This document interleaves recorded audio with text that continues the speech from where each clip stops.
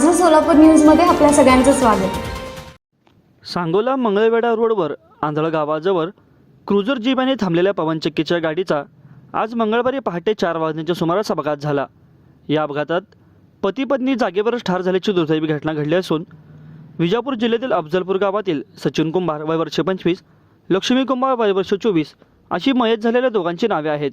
याच अपघातामध्ये 2 लहान मुलं देखील गंभीर जखमी झाले आहेत. दरम्यान ड्रायव्हर यांना JCBच्या मदतीने बाहेर काढण्यात आले असून व्यवस्थित मंगळवेढा ग्रामीण रुग्णालय येथे उपचारासाठी दाखल करण्यात आले आहे. यावेळी सांगोला ग्रामीण रुग्णालयाची 108 मधील डॉक्टर वैभव जांगळे व पायलट सूरज कुंभार यांनी मोलाची मदत केली. या घटनेची माहिती मिळताच सांगोला व मंगळवेढा पोलिसांनी घटनास्थळी दाखल घेतली.